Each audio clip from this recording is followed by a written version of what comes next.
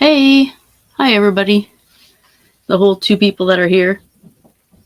It's Nurse Joy, aka Miranda. I got two cats in here tonight, and they both hate each other. So there will probably be some cat fighting at some point. So you'll hear me screaming at the cats and probably throwing one of them out.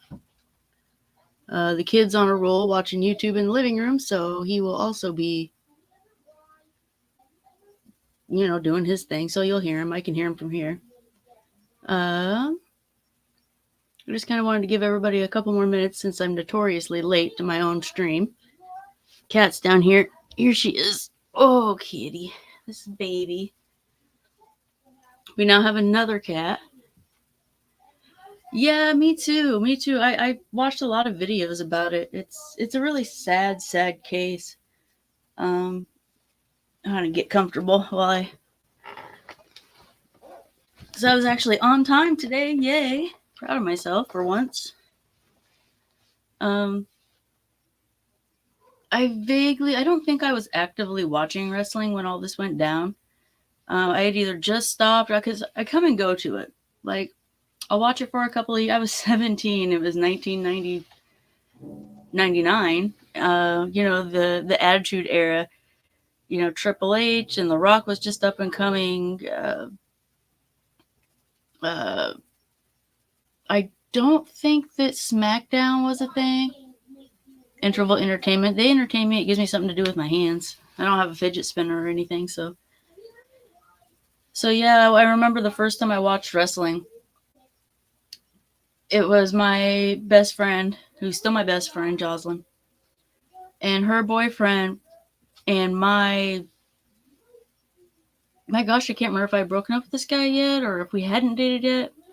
Anyway, they wanted to watch wrestling, and so she's like, oh, God, come with me. I don't want to watch wrestling, and she was pissing and moaning the whole time. But when we got over there and we started watching it, I was like, dude, this is actually pretty fucking entertaining.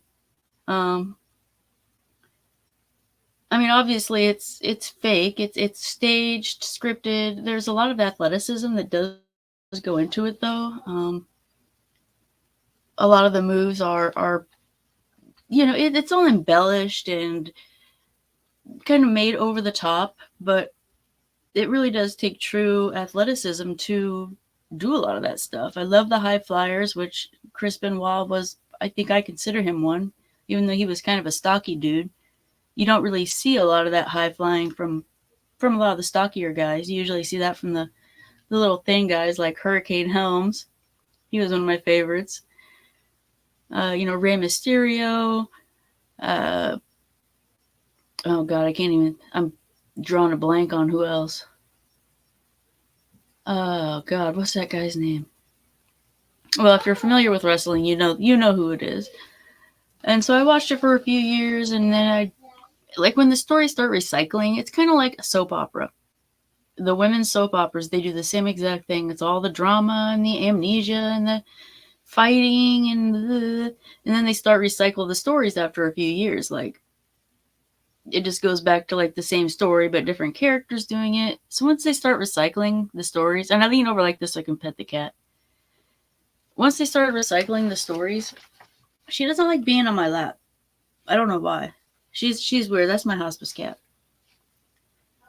Then I would kind of go away from it, and I'd stop watching it for a while, and then after a couple of years, I'd be like, usually what had happened is I'd see it at the nursing home. Everybody watches wrestling. Monday Night Raw is a thing. Everybody watches wrestling at the even old ladies, they love that shit. I don't know why. You wouldn't think it'd be something that 99-year-old residents would want to hang out and watch wrestling, but they do.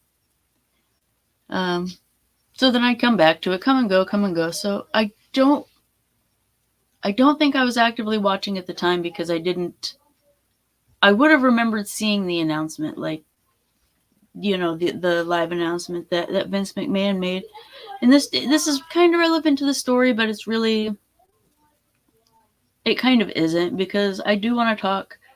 I want to touch base about Chris Benoit and talk about what happened to him and what he did to other people. But it's kind of like, and this is a personal opinion, and I know a lot of people are going to shit on it. I feel like he was almost not not all the way, but almost as much of a victim as his family was. They were like, I don't want to say collateral damage. That's not the term I'm looking for, but it was just sad. It's just sad all around. So obviously what we're talking about tonight is the case of Chris Benoit and the fact that he don't touch that kid. You're going to knock everything off. The fact that he did commit familicide. He murdered his wife and son, and then killed himself. And kind of there was a huge backlash. Everybody hated him. Don't do it. I don't know. She's obsessed with the cord. She wants to like rub her face on the cord. And my computer is really janky, my laptop. And if you bump it, it'll like disconnect everything. Yar, I know nothing about this Chris guy. No more about Chris. Well, Chris hasn't gotten to the point of Chris yet. And I say yet because I could see him doing something like this. But not so much. Yeah, he's. A lot of people wish they'd never even heard that name. I can understand that. I mean, I do. It was a terrible thing that happened, and I'm sure her family and everybody involved just. I'm sure it just devastated a lot of people, and a lot of people in the community, because he was, he wasn't. I guess he was one of the superstars. He wasn't like top tier, but he was pretty much like the next to the line. Like, he wasn't The Rock or Triple H, but he was up there. I mean, they called him the Wolverine because he was kind of small and vicious, always getting bloodied up, doing hardcore matches, and flying off the top rope. And I remember he broke that guy's neck. I didn't actually see that either, but I heard about it. He when he was doing it, like he I don't know, I think he threw the guy, and he tried to turn in the air, and then the guy, I think his name was Sabo, he tried to turn over in the air and landed on his neck wrong and broke it. And he wasn't paralyzed, he didn't die or anything, but so everybody is divided about what happened, and I'm on the side of it was a shitty thing that happened, real shitty. Oh, he definitely was. He was definitely an awesome technical wrestler. I mean, he had all that. Well, he trained at the heart. What is it? The heart something in Canada. He was from Canada. They called him the Canadian Crippler, which was ironic because they called him that before he broke the guy's neck. So that was kind of a cringy name after the fact. So I guess I'll kind of start with it. Chris Benoit, he started off wrestling for some small places in Canada. Then he moved to Japan, wrestled there for a while. Then he came back to the States. He ended up joining. I know he was with ECW for a while until they got sold out, and then he moved to what was WWF at the time, but now it's WWE. Stu Hart's Dungeon, thank you. That's the one. Yeah, okay. So you know what's up with this. And now, I didn't catch this, but am I correct in assuming that Stu Hart was related to Bret and Owen Hart? Was that their dad? Am I correct in assuming that? Or is that just a coincidence?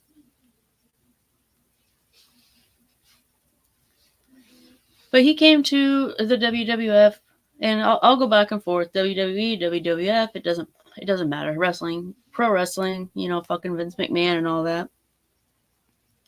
And while he was, that is in fact their dad. Okay, so that's what I thought. I looked into this story, but I skipped over a lot of the wrestling history. I kind of just skimmed it because even though that's partially relevant to the story, it really wasn't the point of what I'm getting at. He pretty quickly rose up because he was very, very talented. Anyone can agree, even the people that didn't like him. and his best friend Eddie Guerrero and Chavo Guerrero, they came over from, was it ECW, NWA? I get all those little ones mixed up. I was never a. Hang on a second. I'm streaming, bud. I never watched the other ones. I only watched WWF. So, like even Sting actually made his debut in the WWF at a live event where we lived, and we actually saw that. So that was pretty cool. But I mean, WCW. Gosh, yes, thank you. Yeah, I had a brain fart. And I'm not even gonna lie, I ate an edible right before this started. So let's see how far I get before it kind of collapses around me. So, and during the wrestling career, he met Nancy, and I can't remember what her name was prior. I know that she went by the wrestling moniker Woman, and I didn't know this, and I was watching this video of one of the people talking about her, and he kept saying something about, well, Chris Benoit and Woman this and Woman that, and I'm like, what kind of disrespectful motherfucker is this? He can't even call her by her name. And then after a couple other videos, I realized that was her stage name. And her husband at the time like wrote some gimmick to where her and Chris were supposed to pretend to be having this affair, and he wanted it to be very realistic. So even when they traveled, they would travel together and, you know, hold hands in public and all this stuff. And then not a good idea in the long run, because she ended up falling in love with Chris and left her husband and ended up marrying him. Now Chris does have two Sullivan. That's correct. And was he Kevin? Was that Kevin Sullivan? That sounds right. Again, a lot of these little details, I'm not Dave Sullivan. I don't know why I thought Kevin. Where did that come from? Right, and he was the one that I guess birthed this idea of her to pretend to have an affair with Chris Benoit. And there for a second, I almost called him Dean Malenko. I don't know where that fucking came from, but yeah, sorry, Dad. I cuss a lot. My dad said he's watching tonight. So they ended up getting together. Now, Chris was actually married at the time, too, to somebody else. And, of course, they got a divorce. He had a son and a daughter with his previous wife, and they were not involved. Oh, so it was Kevin. It was Kevin. Okay, cool. And then they had a kid. Nancy and Chris had a son. Oh my God, Daniel. Because you said Dave, then I was thinking David. No, it was Daniel. And there was some media speculation, and it was never confirmed, that Daniel had some sort of, what's the word I'm looking for? Not congenital. Some sort of genetic deficiency, possibly like some sort of, like maybe trisomal X or whatever. That's not right. Again, you know me with these little details. All this information's out there. You can find it online. One of the documentaries that I thought was really good was one called Rabid, the Chris Benoit story. I watched that on YouTube. I did end up reading his autopsy report, and thank you, Mima, for that, putting it in the Discord for me. And we'll talk about that later. So they had a kid together. I know that in 2003, she did file for divorce and filed for a protective order. But there's a lot of people who are saying that they never witnessed any real abuse from him to her. I guess once he pushed her, but you never know. I mean, she could have like flat out punched him in the face and he just shoved her away. I don't know. I know they said she was scared of him, but there was no actual proof that he had done anything to her. So that the verdict is out on whether or not he was. But one thing that everybody could agree on was that his son Daniel was like the light of his life. The sun rose and set on that boy. And I think that makes it even more sad. I mean, it still would have been sad anyway, but like, there was no real history of like child abuse, or he wasn't like necessarily a violent man in his private life. And but then she ended up, they reconciled. She dropped the order, the divorce proceedings, the order. And that was in 2003. And I wrote some dates down. I got to find them. So one of the things that happened that really messed him up was when Eddie Guerrero died. He died in November of 2005 of a heart attack. They said he had atherosclerotic changes in his heart, which is very common in people who have used steroids. So it was probably, maybe not directly related to that, but at least loosely. I know a lot of people of Hispanic heritage are very prone to heart disease, in the same way that African Americans are, or Africans. And that's not like a racial thing. That's a racist. That's not racist. That's like a medical. There are some medical differences between races. Like, oh gosh, I lost that. But anyway, so when they found Eddie Guerrero and he had passed away, I think they said it was Chavo that called Eddie and said, "Hey man, like Eddie's gone." And they said he just screamed into the phone, this like utter despair. And that was his best friend. They did everything together. And he never really came back from that. He was always a changed man. Someone had bought him a journal, and he wrote letters to Eddie in his journal, just talking about all of the things that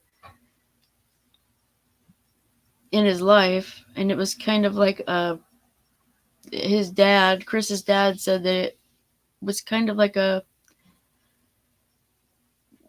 recording of him losing his sanity. Like he wrote down all of his thoughts and dreams, and it kind of logged everything.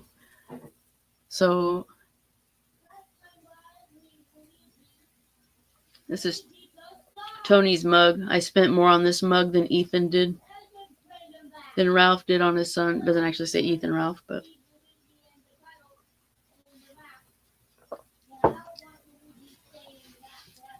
and so over before we get to the quote unquote main event, so to speak, and that's pretty grotesque. I shouldn't say shit like that, but you know me. Over his career, Chris had taken a lot of hard falls, hard hits, chairs flying everywhere. Oh yeah, I saw that because I've been watching these videos about Chris Benoit for quite a while, even before I decided to stream about him. And I've heard that and seen that recording several times, and it is very, very, like, I've had members of my family die that I didn't even bawl that much over. And I'm not trying to be an asshole when I say that. I mean, he was just really distraught, like, and they did everything together, like, but it was very hard. That's hard to listen to. I mean, it really was. It was hard to hear because you could see the true loss and despair. And those kind of things are really hard, like,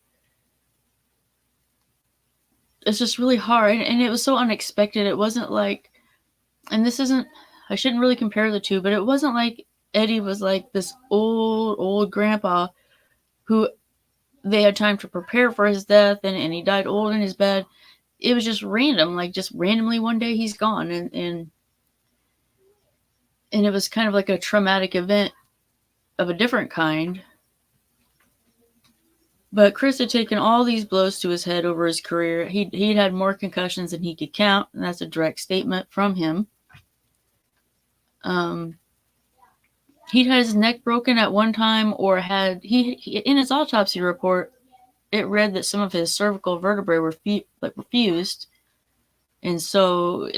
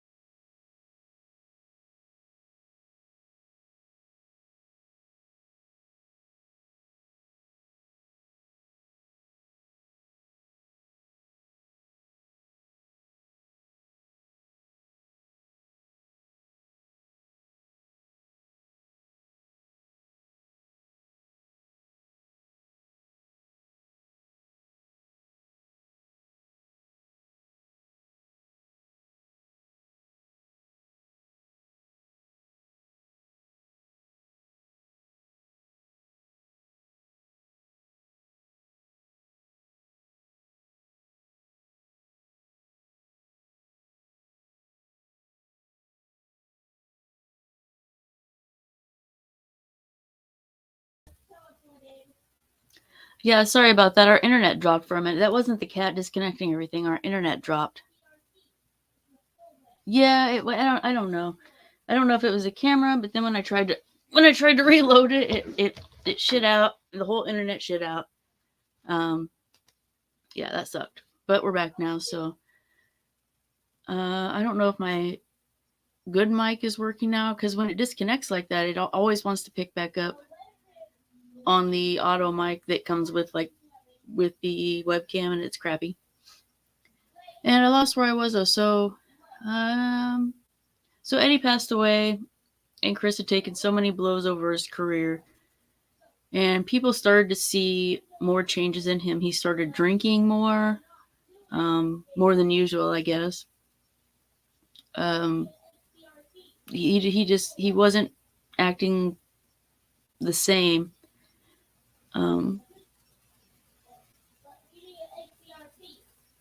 But I guess we'll just get right into the main meat of this story now that we're all back. And I might have these dates wrong, but there was some. I don't know if it's because. Hey, bud. Well, I'm glad you could at least pop in and say hi. There was, I think it was the night of the 22nd of June, 2007. Actually, let's fast forward a little bit. On the 25th of June, 2007, basically they see, and that whole derailment thing totally messed me all up, because they had called a wellness check, the WWF had, because he didn't show up to a pay-per-view, and that was not like him. He was very, very meticulous. He took wrestling very, very seriously.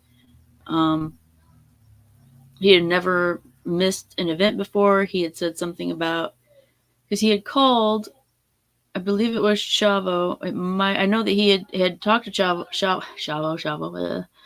He had talked to him the day before all the stuff went on, but he had said that everybody had food poisoning. But then all of a sudden, you don't get over there, cat. I gotta get it. I gotta do something about this computer setup. So he just no-showed to his job, which wasn't like him. Get out of there.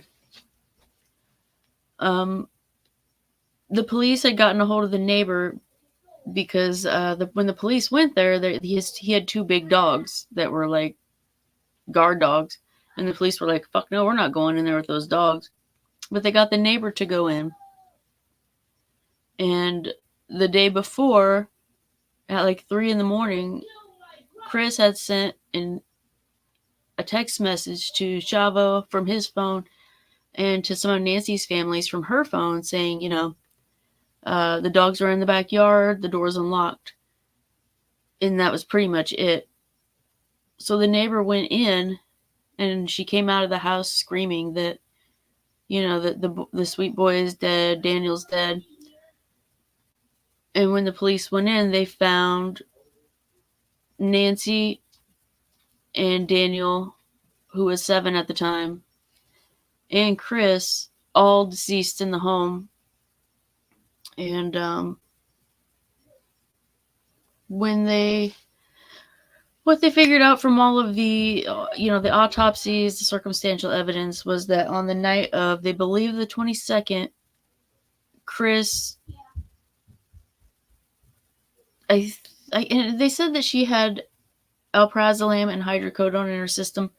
I don't know if she was, but in therapeutic amounts, and in him too. So I don't know if he actually drugged her, or if those were just medications that she was taking already. But he had strangled her. Apparently he had put his knee into her back and wrapped a TV cable around her neck and strangled her. And he put her in their bed, and it doesn't say if he slept in the bed with her or if he slept somewhere else in the house. But apparently Daniel probably didn't know, because the next day, everybody says that Chris and Daniel spent the day together doing stuff. I think somebody saw them grilling that day. So this would have been the the 23rd, 24th, like I said, some of the sources have the dates a little bit skewed. Maybe they don't know exactly when. So pretty much what happened was Chris kills Nancy, spends the next day with Daniel, and later in the day he drugged Daniel, and once he had fallen asleep, they're assuming, he smothered him. Chris smothered Daniel, and then spent another day, a whole another day in the house, just chilling around with their bodies in there. And apparently when they found everybody, there were Bibles next to their bodies that had stuff underlined in them. I guess there's no way of knowing if he had one of those complexes where he thought he was saving them by killing them. I don't know. Yeah, I don't know. But that's just the most disturbing thing is that, you know, he had killed his wife, spent the whole next day with his wife's corpse up in their bedroom, hanging out with his son. And I think at this point he knew that he was going to kill his son, and they spent the whole day together. And then he did it, and then hung around the house for another day before he did end up taking his own life. He had therapeutic levels of Xanax and Vicodin in his system. There was also evidence of anabolic steroids, which there's some, we'll get into the dispute about whether or not this was a steroid-induced thing after a bit, but he had wrapped the cord of his weight machine around his neck and then like dropped the weights. He was found in like a semi-kneeling position. So that's kind of that. And you know, I've been listening to this stuff about this story for a few days, and it kind of, it comes out so much smaller than it sounded so much. I feel like there's details that I may have left out as far as the actual deaths go, because it seemed bigger in my mind. And when I'm telling it, it just, I know he had sent some texts. He had talked to Chavo a couple of days before. They think it was after he killed his wife, but before he killed his son. So I guess one of the things that it really comes down to, and okay, so the autopsy report showed that he had a lot of organ enlargement, his kidneys, heart, liver, all very enlarged. What was I just getting? Apparently his testicles were small, shrunken, which is very common with steroid use. But the most significant finding, they didn't find this on the autopsy, but Chris Benoit's dad allowed them to send Chris's brain to, I think it was like the Sports Medicine Institute, where they basically dissected it, and they found that he had, and I'm quoting this from one of the medical personnel, said that he had the brain of an 84-year-old Alzheimer's patient. I guess it was very, very damaged all the way into every portion of it, including the brainstem. Even deep in the brain, there was just so much trauma and so many dead parts of the brain that it was, if he wasn't showing any sort of personality changes, it would have been like amazing.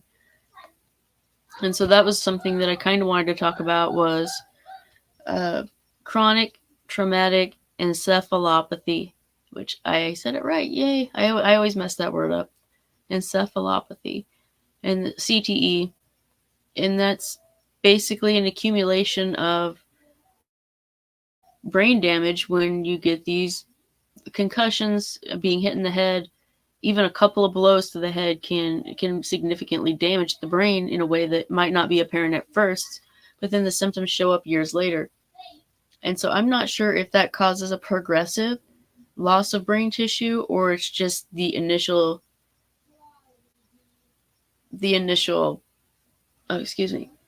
the initial trauma, and it just, so I'm not really sure if that's something that's, I know that the symptoms can progress. It starts off with things like, memory loss, uh, impulsiveness, anxiety, aggression, and then it turns into things like dementia. And there used to be a term for this from people who were boxers, and they called it being punch drunk, where they're kind of just, after their career progresses so long, they turn in this, and they can't diagnose this until after death. Sorry, I'm really uncomfortable in this chair. My dog ate all the stuffing out of it. They cannot diagnose CTE until after the person has died, and they can dissect the brain. They can suspect it pretty much the same way with Alzheimer's disease. I mean, Alzheimer's is a little bit more like, when somebody has it. Like, there's a very defined progression. Not everybody follows every stage, but it's very, very, it's kind of similar. But when somebody, even though you can't officially diagnose it until they dissect the brain, which most of the time they don't even do. I mean, it's not really, no. She's trying to get up there again.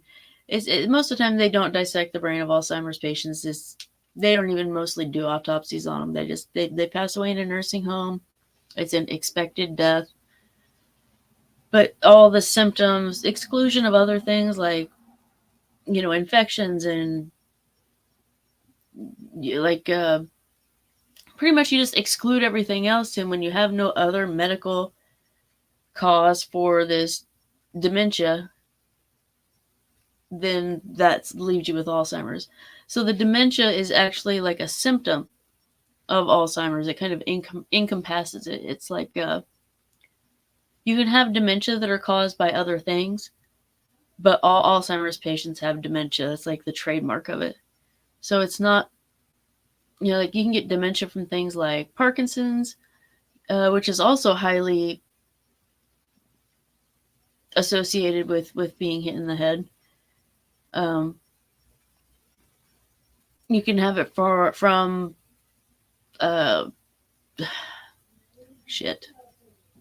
from like blood clots in the brain.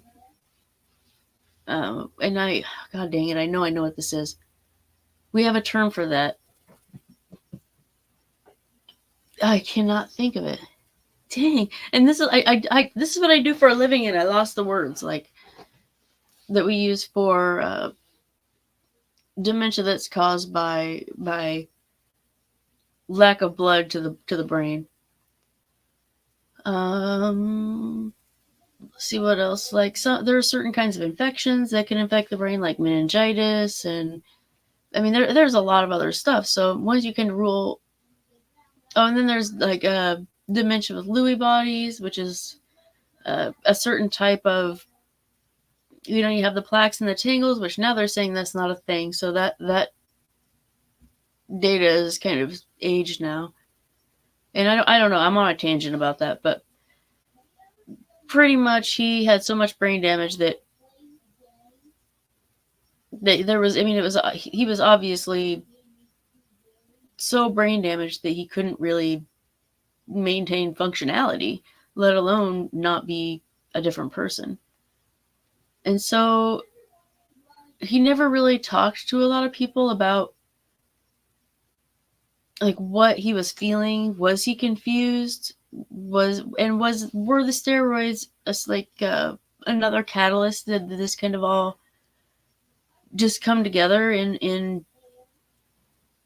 hypoxia is like it's kind of that's close. Hypoxia is just basically generally when you lose oxygenation to your tissues. That's like if you put a pulse oximeter on and it says like 80, that's hypoxia.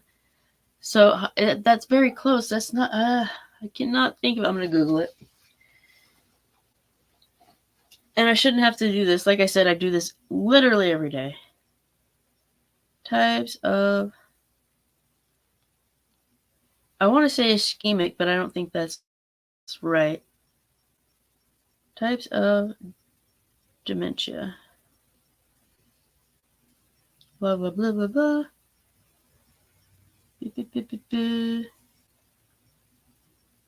5 main types of dementia. Vascular dementia. God dang. Vascular dementia.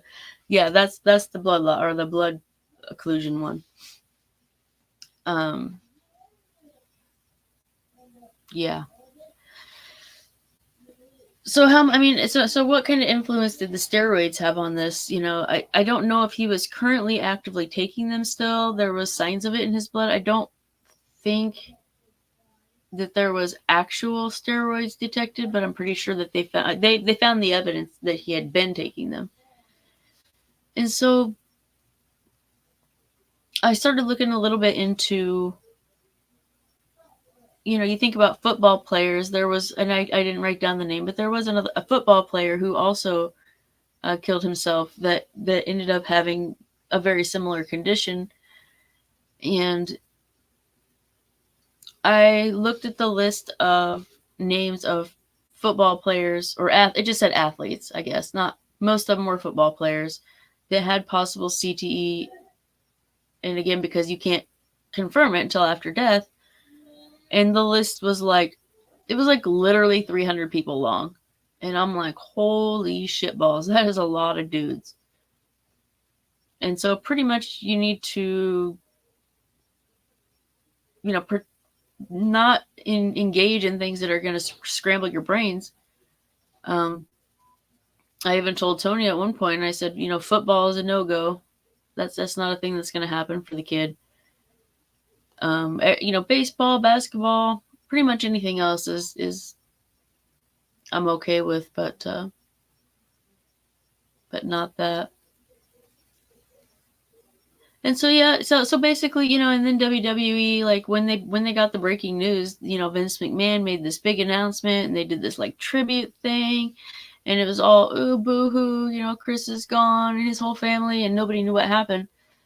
But then when they found out, like they did a complete reversal and then just shit all over him. Vince McMahon was like, well, you'll never hear us say the name Chris Benoit again, and blah blah blah. And I feel like that was a very, very strong, like, yeah, exactly. Like, full body contact sports are bad ideas. Not so much real wrestling. You don't get a lot of real head blows with real, like, actual wrestling. You don't get a lot of head blows with that. You can get pretty much football. Football is the thing, and like anything where you're punching and kicking each other in the face. Like MMA, which I actually enjoy watching. That's kind of a double standard there. Like, oh, watch out, stop, don't get brain damage, but let's watch all this boxing and fighting and everything else. And so there's so much. And also he had, like I said, with the Vicodin, the Xanax therapeutic levels, which means that he didn't take too much of them. He was taking it within a prescribed level.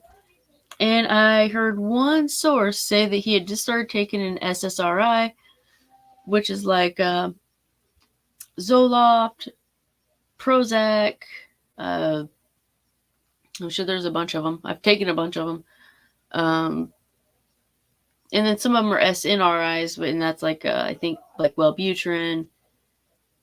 Just so there's a lot. There's so many of those. But one of the side effects of that in young people can be, and there's actually a black box warning on a lot of antidepressants, suicidal ideation upon initially starting the medication. And so, right, antidepressants. So if they start, but he was 40 years old at the time, and I don't know if he had been taking those and they just increased his dosage, or if it was something new that they had started. That information wasn't available to me, but I don't know if that, usually that kind of suicidal ideation when starting antidepressant is mainly for younger people, like people, in their teens, early 20s. So was that a contributing factor? It might have been. It might have been everything combined, like, yeah, And it's pretty much, I think the main factor was the chronic traumatic encephalopathy. I think it just, whenever you get any type of damage to your brain like that, you're not thinking clearly. He might have been having delusions, maybe hallucinations, or maybe just distorted thinking. Maybe he. That's all I can really think of with that. And I just think it's very, very, it's something that they're learning more about. Maybe someday we'll have a cure for that, or a treatment to maybe minimize some of the symptoms. Maybe they'll have that for Alzheimer's someday too. That would be nice, even though it would put me out of the part of my job that I love. I actually moved, and now I work on our, what we call a CCDI unit, chronically confused and dementing illness, or the Alzheimer's unit, or just the unit. And so that's like all the people, basically the dementia people who are a flight risk. So like a lot of them are ambulatory. They walk around, they get in other people's beds. They're just like, it's wild, but I love it. I love it. And a lot of the time, if you get a good routine down, it helps a lot. Keep a calm environment for the most part. We have dance parties and stuff, play oldies. It's like sweating to the oldies, with the oldies. So I'm really enjoying that change. But, seeing these Alzheimer's patients, and if we're comparing these two conditions, one thing about Alzheimer's patients is they're very volatile. If his symptoms were advanced enough to the point of where he was cognitively affected, bingo. Oh man, I don't know, man. The patients in the unit they're a little bit too, they're too far gone for that. And that, I don't mean to sound callous and cold, but we do a lot of like coloring. Well, I don't, because I got stuff to do, but I'll take a few. Like I'll park my med card out in the lounge, and everybody hangs out in the lounge after dinner, and we have like I said, dance parties, and we eat cookies and watch the news, and it's old people shit. I mean, that's what it is. So, but I mean, things like bingo, we play it, and a couple of the people can kind of still get it, but that's a little bit far gone for them. And but I do a lot of talking to them when I get a chance to, and a lot of people with dementia, they remember things far back. They could tell you stories from their life that they don't even know they couldn't tell you who their kids are, but they remember stuff from way back. Or they couldn't tell you who their kids are currently. Like if their daughter walked in the room, they don't recognize her because she's grown now, but they remember every detail of her childhood. They remember, a lot of the time they think their sons are their husbands. I have to keep leaning over and getting the cat off my cords. I get called mom a lot, like every day, and that's kind of sweet because I just respond to it now. I mean, it's the first few times it's like, oh no, I'm not your mom, and then where's my mom, and a bunch of crying. So now when they're like, mom, I'm like, what? Are you okay? What do you need? What's the matter?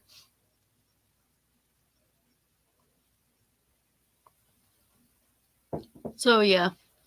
So what I'm wondering is, because these people with dementia are so volatile, even in some of the, maybe not necessarily in the early stages, usually when they come to the Alzheimer's unit, they're at like the middle stage. And I'm not going to go into staging all the stages of Alzheimer's. Usually, like, I will just a quick one. Like early stages are where they forget things more often. They start to have trouble with their finances, remembering appointments, medications, blah, blah, blah. This middle stage is where you get most of these behaviors, especially early middle stage. And now you're at the point where they know something's wrong, but they don't know what it is. And that's where you start to get the things like where they're leaving the house in the middle of the night and not knowing where they're going. Or putting something on the stove and forgetting about it. And as it starts to get a little bit farther in that middle stage, like There's more what we call behavioral expressions, a lot of crying, pacing, wandering, uh, sometimes screaming, hitting. Sometimes they try to bite you, they spit on you, they kick you. Most of the time, those quote unquote behaviors can be managed through like de-escalation. Like, you don't want to be confrontational. You want to, okay, and this sounds bad, and we're not supposed to do this. It's like having a fight with a toddler. You're not going to win. They're just going to freak out worse.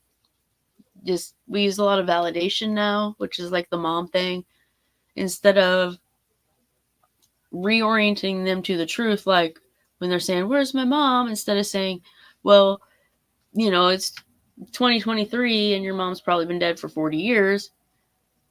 It's more like, "Well, I don't see her right now, but come with me and have some cookies." Like, we do a lot of like that kind of deflection. Like, we're having a problem here, switch it to something else.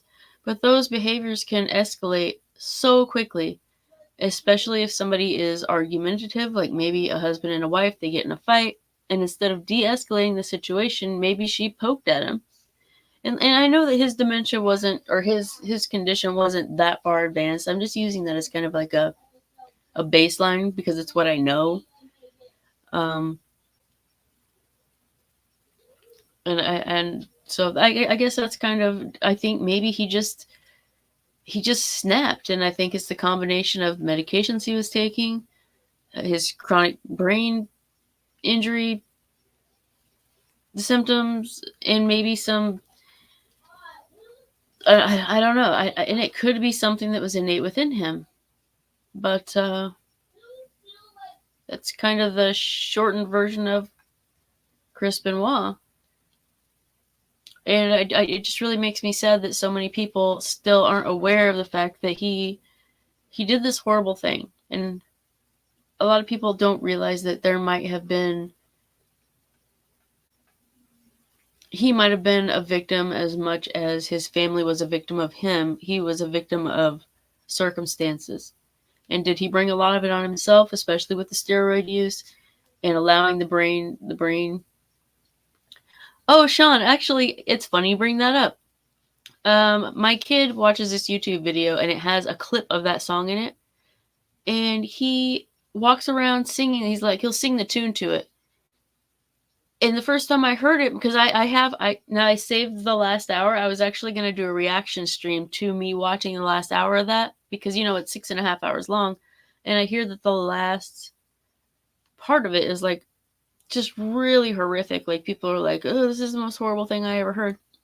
And so I listened to almost all of it. So when I heard my son out there humming that tune, my head snapped up. I was like, "Where'd you hear that?" Because I always listen to it with headphones so I could hear all the nuances. So yeah, that's actually on my stream topic list, is to do a reaction video or a reaction stream to the last, hour of that, just to, it's pretty, it starts off as like, and what Sean was referring to there, it's called Everywhere at the End of Time, and it's by somebody called The Caretaker. It's a 6.5 hour musical rendition of what he believes the stages of Alzheimer's are like. And so it starts off, and it's set in the time. It's more like a period piece of music that you would hear in, like, what would you say, like the 20s, the 30s, instrumental. And it's a very, very, it actually I think it uses some snippets of actual music that was not written by him. And it starts off fairly normal. And it gradually starts to degrade. Like, you'll start to hear more static coming in, some like warbling of the notes. And apparently by the end of it, it's just this cacophony of like just noise. So it gives you enough time to get to know this song, or like the musical theme, and like almost, it's called an overture. And then as it starts to degrade, you notice, you can't, 30s, early 40s, that sounds right. As it starts to degrade, at first you don't notice it, but then you do. And then by the time you really notice what's happening with it, it's warped enough to where it's not, it's really hard to describe, and it's pretty,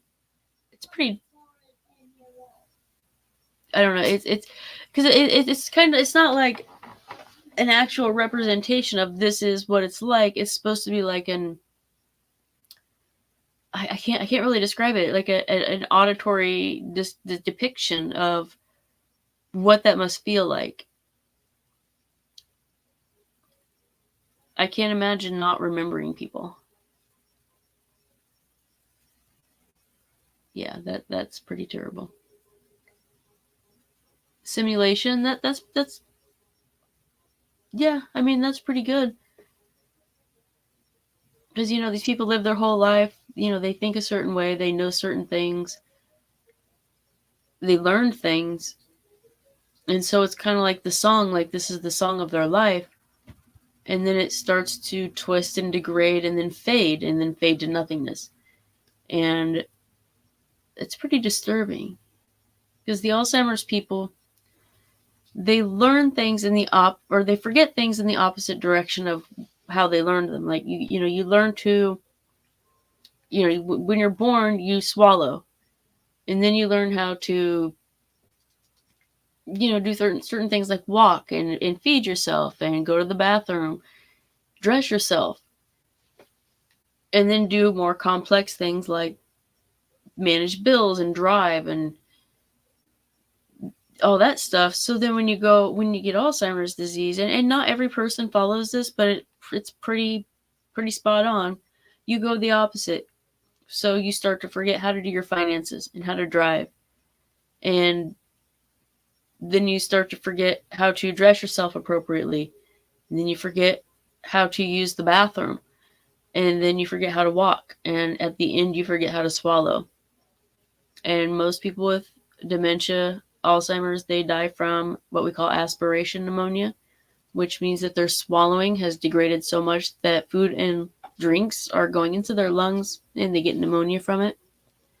And there are things that we can do to keep that from happening as soon. Like we'll give people ground up food, we thicken their water, when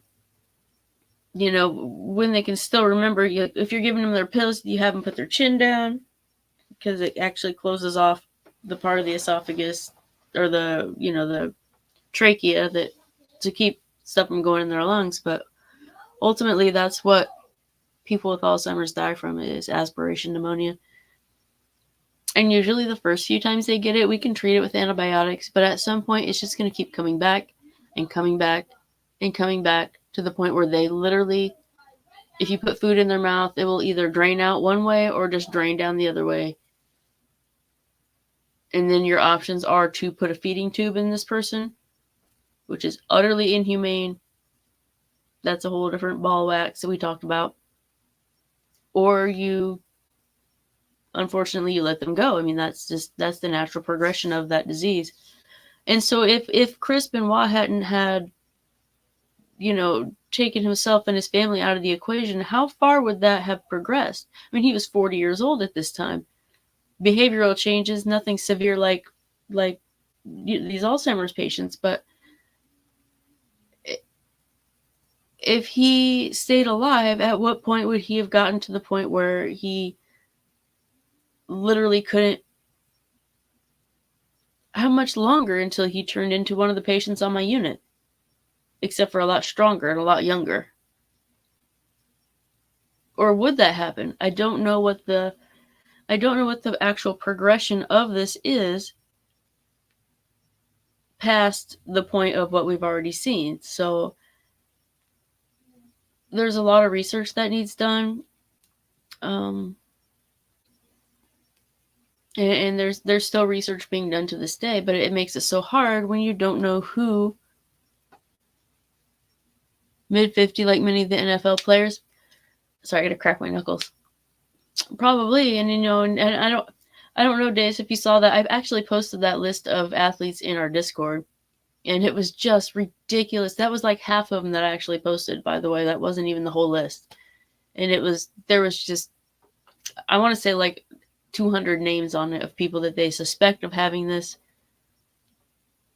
And at what point do they start to suspect this? What symptoms are they looking for specifically? I know muscle tremors is on there, like people's hands shake, maybe their balance isn't so great. Memory loss, cognition changes, depression. I'm sure there's other stuff on the list I didn't even bring up. It's just what I can remember. CTE symptoms. And you think I would I actually did look this up earlier. I didn't copy it down. Basically, any lineman from the 50s to the 70s. Yeah, exactly. But and of course, there's differing severity. How many times and how severe you get hit in the head does affect it. But memory loss, confusion, impaired judgment, impulse control, aggression, depression, anxiety, suicidality, eventually progressive dementia. So there's that. Oh, the early warning signs, mental health and behavioral issues. Okay, so he was still early on in this. And I might look that up. The average age of people with confirmed CTE is around 42 to 43 years old. So he fit right in that kind of that demographic almost. I mean, he was 40 when he died. I don't know. That's just really sad. And this in some ways, this story really, and the reason I wanted to talk about this was not only am I fascinated by this disease that can have a lot of the same symptoms of dementia, which is what I do, but also, my husband's 40. Our son is 7. It really, and the kid, Chris's kid supposedly had, autism or some sort of thing. And so it's like, there's so many similarities. And, of course, Tony's not like a wrestler or like having head injuries or not on steroids, by God, no. But it was more like just the ages and some of the ages mostly. Like my son's 7. But my mind keeps coming back to that. I'm getting that paralalia that we were talking about earlier on Dr. Amir's channel.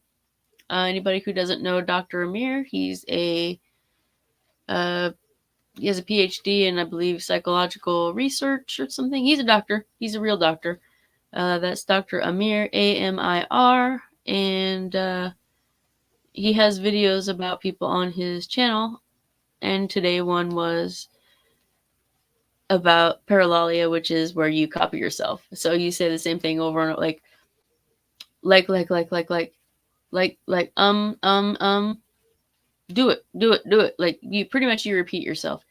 And some of it is like walking around singing the same part of a song to yourself. That's a form of paralalia. Or would that count as echolalia? Echolalia is when you copy other people or like use phrases from television and songs to portray meaning to other people. Anyway, that's a whole different. That's autistic stuff. We'll have a video about that someday. I'm sure I just have to find a case that it's related to. One of my biggest fears. Wait, what? Oh, Tony? Talking about Tony stout as a shithouse rat? Yeah, he is. Yeah, he is. Not a shithouse rat, a shithouse. Yeah, he's definitely. Yeah, he reminds me of like a juggernaut. Like if he like rammed into something, he would just keep going. George does that because he doesn't feel like he's being heard and berates his listener until they agree with him or he rage quits. See, and that's where I think that his paralalia might be, because he is trying to get the point across, and the way he does that is by repeating himself over and over. A lot of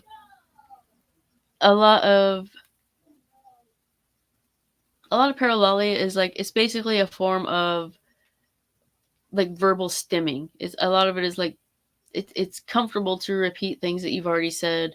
Like when you say something and it comes out sounding very satisfying, you might say it again and again and again, or like.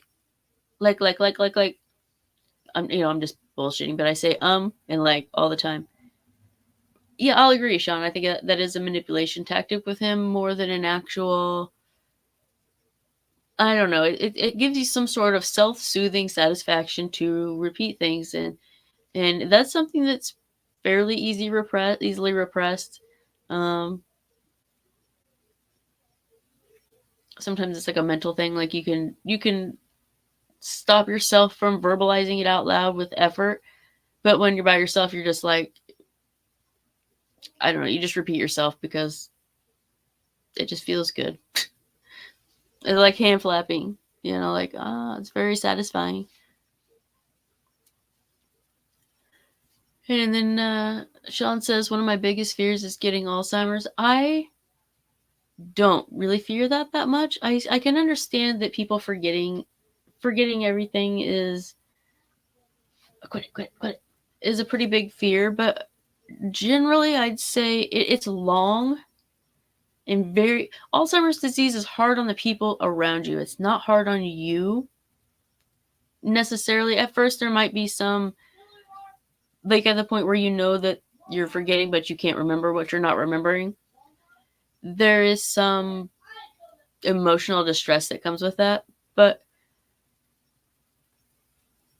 the person that's suffering from it, doesn't necessarily, at some point, it's not a very painful, physically, it's not a painful thing. I'm sure there's some level of discomfort, like you got to worry about, incontinence rashes and bed sores and people falling, that's a big thing.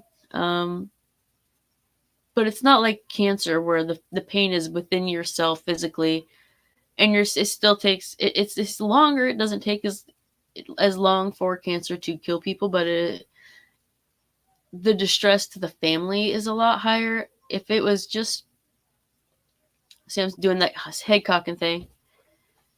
There it is. But if you're thinking just purely about yourself, not your family, I would definitely choose Alzheimer's because it's a lot less. It's a lot less horrifically painful and traumatic to a person physically. And by the time you realize that there's something wrong with you, you're not really overly emotionally distressed by it. If you are, it's not for long until that sort of just fades away. The thought of forgetting is very distressing, but the thought of watching my child, who I'm sure would be grown at this point, the hardest part of taking care of these dementia patients is their family having a hard time with it because they'll come in to see their mom and their mom doesn't recognize them. Just like George said in his abomination of a book, at some point they don't know who you are. A lot of the time they will think that their son is their husband or their daughter is their wife. And so sometimes they try to get frisky with them, which is pretty awkward to say the least. And a lot of people are very understanding. They're hurt by this. Like, it's emotionally hard that your parent doesn't recognize you, but most of it's not. Most people are understanding of it, even if it does upset them. But I have had people who they either want no part of it and they disappear from their parents' lives, which happens unfortunately a lot. And I don't know. Praying for Sally Wilkins. Who the fuck is that? I'm not sure who that is, dude. I'm not even gonna lie. I can hear the kid bouncing off the walls out there. So yeah, you know me. I get derailed on all this stuff. I basically, I end up talking about stuff that's relevant to me, and that's how I make sense of the world around me. Is I relate things. Oh, ew, dude. You know what? She raised that monster into this world.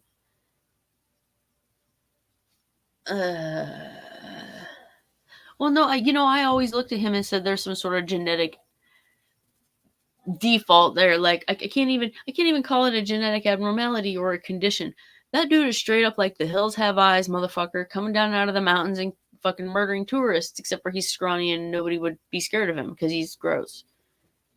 But you can just look at him and know that there is some serious like wires crossed in there. Some those genes are like they came out of a primordial ooze of the gene pool, and it's that fucking fish that flops around on the bank for a while before it dies. What about Cyrax and his? I mean, okay, straight up, it takes a lot to gross me out. It really does.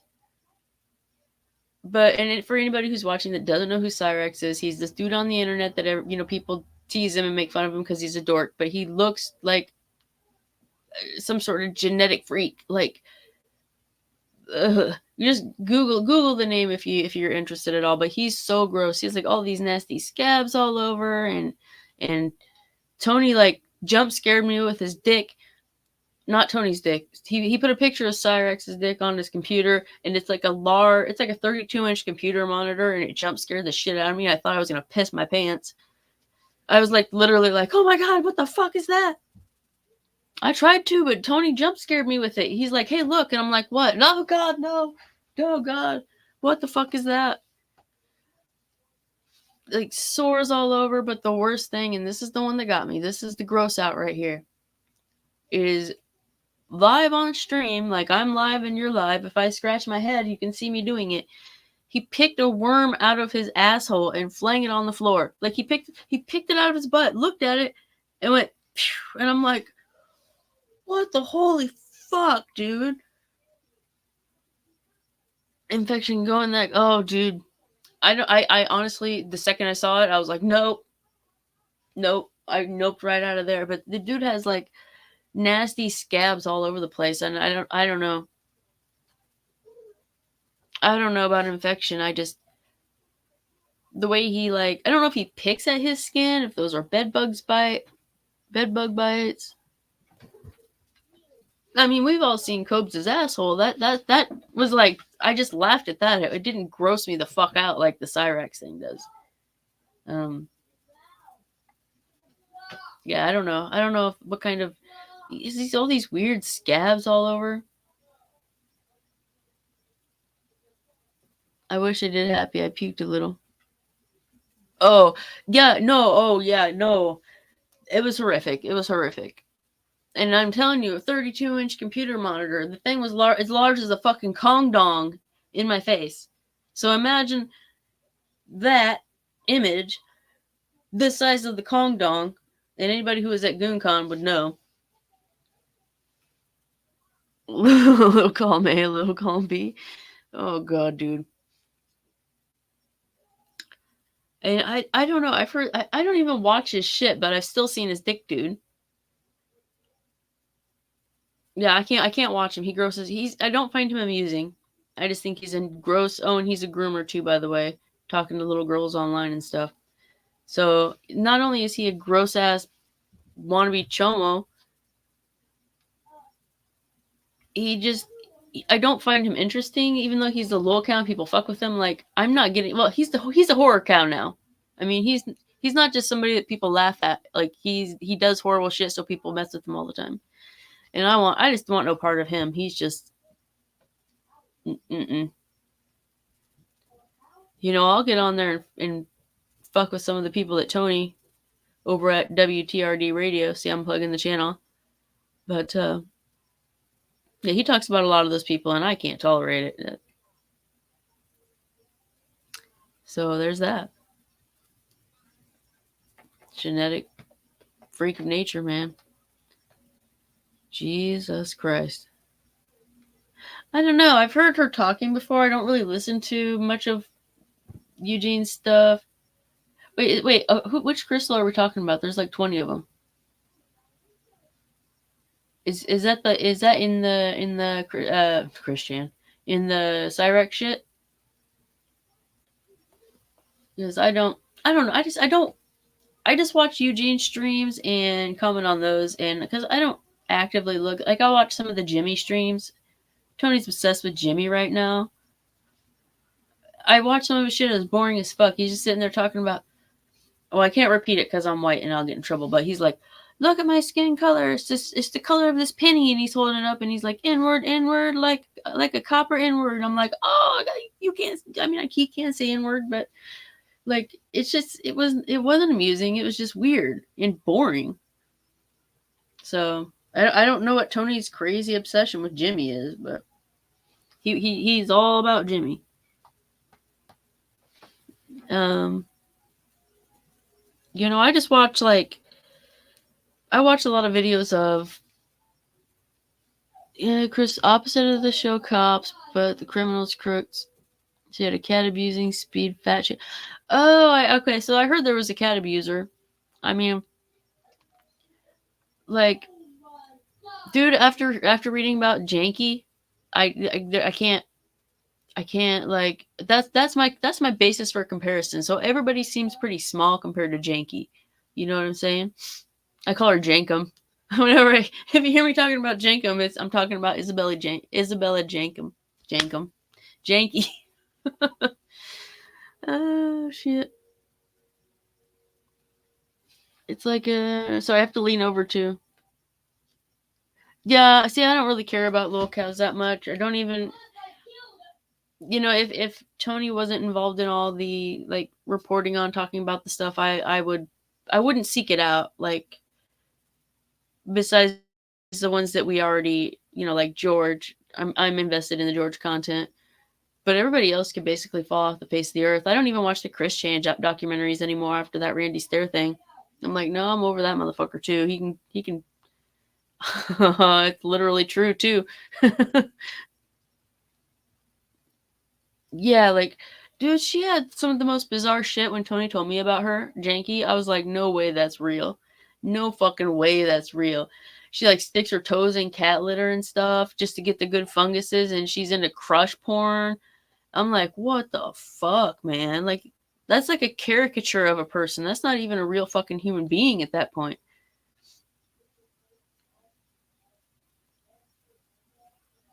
Tame investment, low time, good return. Yeah, I don't know. I get bored of it. I come and go to it. Like, I didn't know who Chris Chan was until like right before you guys started covering George. Because I was more of like I just got into watching YouTube like just a couple years ago. Um so and I just watched stuff like most disturbing movies of all time, or these scary videos show ghosts caught on film, or I don't know, analog horror, true crime, just uh, basically anything that's like cults, crime, weird shit, mysteries, scary shit. Almost human, man. Ugh. Yeah, I don't know. Well, everybody, I think that's about all I really have. I came into this one like feeling pretty good about it, and then I feel like it just kind of like I just deflated. I lost all my oomph. Similar taste in media.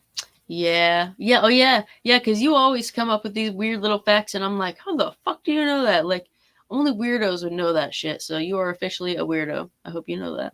I still love you though. But yeah. Oh, yeah. Because you'll comment little snippets of information, and I was like, yep, that was coming. That was coming. So good times. Good times. Does anybody have anything to add? Anybody have any anecdotes or anything? Oh, this is silly, but I have a thing here. I was looking at this earlier. I was gonna cut holes in the face of this and be like, hello, I'm a fat guy and I live in a van. So, has this man delivered your DoorDash? Look at that. Rah! Jesus. I still need to mirror the camera.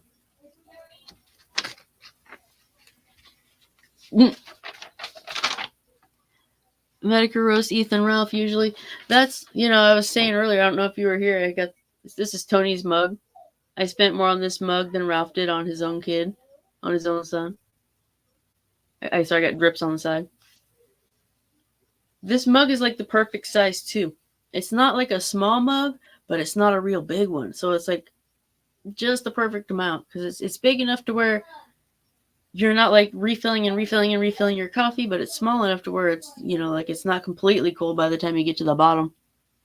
Wish you had gotten yours. We have a bunch of them. We have like, oh God, what's that guy? Repzilla. We have a Repzilla one. Well, I guess we had the Antonio one, but that went to Boston. The boob mug. Oh shit! What else? Oh, he has one of the Cobra. He has a Cobra mug. One of the Cobra Steins. That's a. When I was gonna say that's a good pick of him. It's a bad pick, and that's what's good about it. Like he just looks like a predatory fucking rapist living in a van, stinking kind of dude, homeless.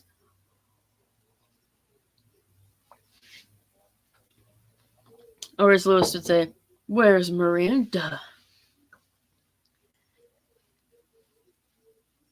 So even though the two cats are in here, they didn't fight. I'm surprised they didn't fight. Rage pig. What a sack of crap. I can't believe he thought I was gonna send him money. What a fucking idiot. Like, dude, we make good money, but it's not that fucking good. It's not good enough I could just randomly drop $2,000 to some chucklehead I don't even know. So, how's the new kitty? New kitty's good. I still haven't decided on a name for her. I kind of toss stuff around and that just doesn't feel right. Tail's healed up. It's just a little dried up scab on it now. It was open and draining and pussy and stinky. Pretty much, I think she just needed nutrition. I think she was like near death. I really do. She was when she ate because now she's visibly gained weight. You can definitely feel it, even in the 5 days since we've had him. Money's for a transmission replacement. Can use that money to get back on my feet. Ugh. Really? Get a job, you lazy fucker. You're not mooching off of me just because I busted my ass to college and fucking made something of my life. Oh wait, this isn't Fieldins. This isn't ladies' night.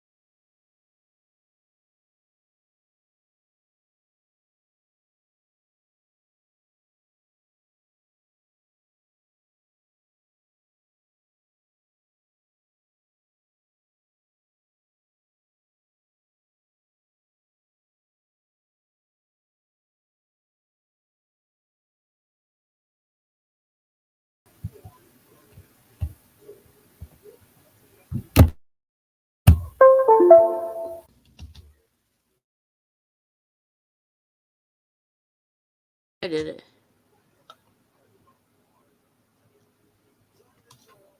Shit. Am I back now? I know I did that. I don't even know what I did to it. I think I touched it with my toe when I was moving. So, yeah, that's that. But I mean, we're pretty much coming on the end of it anyway, so um can't really think of much else to talk about if nobody has any burning topics they want to talk about. Or I always like don't really feel like streaming, even though I know I like I'm like, I'm gonna stream, and I'm all excited about it, and then I'm like, well, I really don't want to. But then once I actually start it, like then I'm like, somebody talk to me about shit. But I think that's all I have. I have no idea what I'm gonna do for the next stream. I kind of just grab them up as this channel kind of shifted a little bit from talking about like disturbing stuff and well, I guess this is disturbing stuff, but it started being more shit that triggers me than an actual like instead of things that I think are interesting, it's pretty much shit that triggers me now. This one wasn't quite as bad, but if something touches me as distressing, I'm like, I'm going to talk about that. Because if it bothers me, I bet it would bother other people. You should do a GG stream soon. Ugh. GG stream soon. Say that 10 times fast. Yeah, you should. I'd come on that. Or like, be there for chat. As long as I'm not working, but then I can come in and out. So I love this sweater. My dad bought me this sweater. It's super. It's a really long one. It's like my favorite sweater because it's light but not too light. The mega movie approaching. Mega movie. Or like you gonna combine all the GG Sucks movies into one? Is that what you're talking about? My hair looks weird today. This is funny because I do look like I have an odd head shape today. Whatever. It is what it is. I just live like this. Sometimes I don't even doll myself up. I don't even care. People can piss off. Ooh. You can link your channel if you want to, or like promote yourself or whatever. It's all cool. Yeah, and what happened to all of my moderators are disappeared? That's fucking weird. Huh. Weird. What would cause that? Anyway. So, okay, guys, I guess I'm going to pop off of here. You know where to find me on Discord and just around on the in the chat for WTRD on Fridays, or is that going to be Fielden's Party Palace again? Either way, we'll be around. You know how to find us. There's a cat. She's making an appearance. And that is the old baby, not the new baby. I don't even know what to call that new cat. We got to think up some names for the new cat who looks identical to the old cat. So I kind of wanted to name him something related, like the one cat's name is Baby. I didn't pick that name because I don't really like it, but it does fit her. I just can't. I can't think of a name for the other cat. I've thrown several things around and nothing just fits her. So think it over. Let me know. Oh, well, I love you guys too. You guys are the best. Now my hair is it's weird out now. So I'm going to go and it's so hard. I can't hang up at the end of the, I can't hang up at the end of the phone call. Kind of do. Like, all right. Bye.